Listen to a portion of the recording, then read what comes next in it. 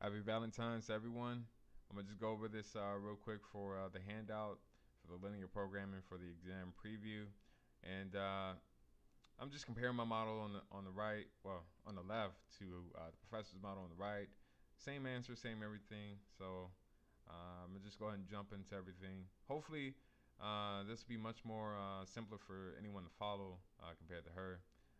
So here I am, just starting everything up.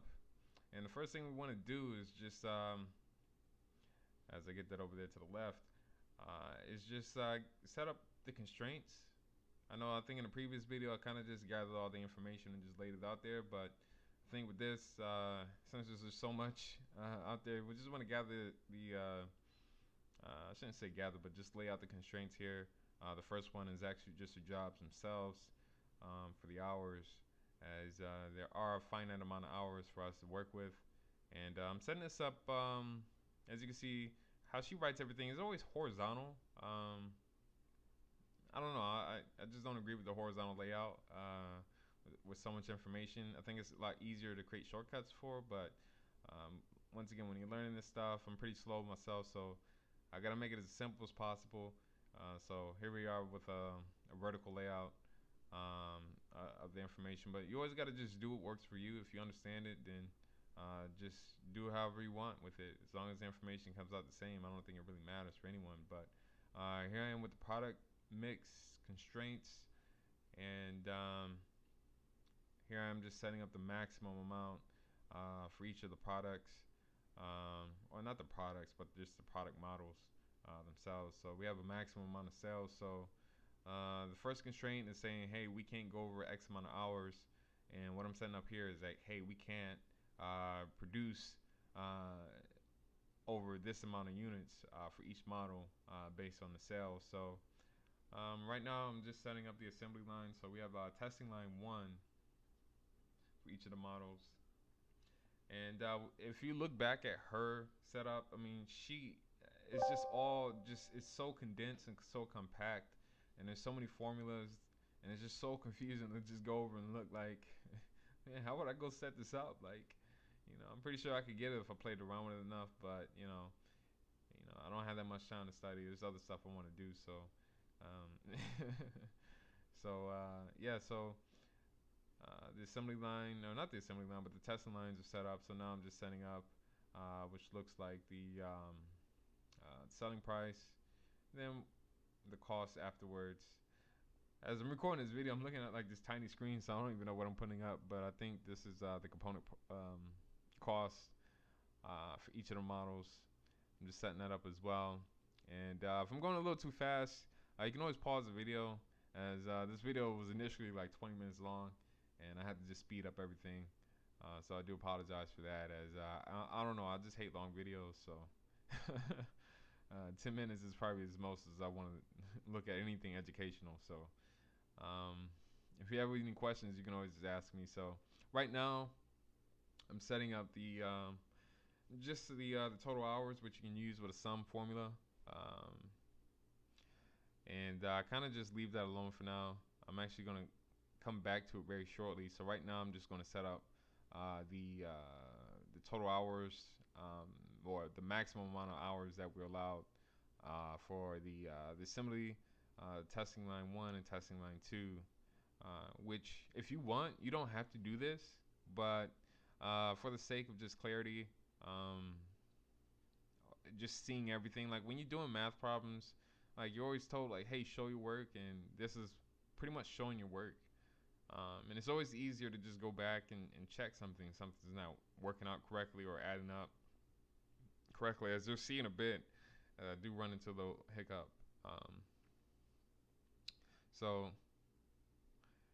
this is I kind of contradict myself, as you can see me just adding um, the labor cost per hour right within the formula itself, when I probably should have just wrote that separately along with the component cost, or just below it somewhere. So it's up to you. If you understand it, do whichever way it works for you. But yeah, I probably should have just laid out the labor cost, and I'll probably do that next time. Shortcuts are bad when you're actually just trying to learn things. So I kind of just jump ahead to just setting up everything else, such as total revenue, total costs, and for net profit. And I'm running into like a hiccup. I'm just working so fast that I just totally forgot to add the formulas. You'll see for total costs. Pay attention as I do some product, which is correct. You know, that's the first formula. And then I forget to do, um, as I close out the parentheses here, I forgot to do sum of. I just said plus this range, and Excel's like, I don't know what that means. Um, so, and it took me a while for me to like figure out what went wrong, and I go into like troubleshooting mode, um, which I hope I don't have to jump into for the exam. Um, but this is a cool way to see if your linear programming model is like set up correctly. As I'm gonna just forget about that for a moment and just set up the rest of it. And this part is just super long. So I'm just plugging in all the hours required for each model, for assembly and then testing, and then I'm multiplying it by the decision variables, or the sum of the decision variables actually, for both testing line 1 and 2 for the assembly case here. And if anyone knows a simpler way of doing this, please let me know. Um, I'm pretty sure there is. But thinking a bit, after I set up this model here, I'm just going to fast forward through the rest. But one thing you want to make sure, this is the one part you don't want to mess up on, as just one wrong number, it'll just throw everything off, and you'll just be stuck for just, I don't know how long, just trying to figure out what happened. That's if you feel like something's off, and if you don't feel like something's off, you're just gonna get wrong answers just all the way on the exam, and that just, yeah, you don't want to do that. So, um, here's me just fast forwarding through everything here. Just make sure that for testing line 1, you're multiplying by testing line 1, and for testing line 2, you're multiplying by testing line 2. And here I am jumping back to everything. And as you see, I actually changed the numbers on the decision variables. They were just zeros before. And as you see, when I change the numbers, everything else changes. And that lets you know that you set up the model correctly. And that should give you an idea how linear programming works if you don't understand by now. You always need decision variables, and you always need the target objective, which is the net profit, and also you need those sum products, as they're very important to calculate everything here. So you see, I finally catch it. I started over and just did sum product plus the sum of the labor hour cost, and we're good to go. I mean, if you understand what to do from here, that's pretty much it. But if not, I went ahead and just named all the cells. Uh, it's optional, but it's like, why not? You know, because once again, if you screw something up or if you mess up somewhere, it's always nice to just say, okay, oh, I messed up with this over here, instead of just saying all these cells, I don't know what they do, or these numbers here. It's it's just much easier.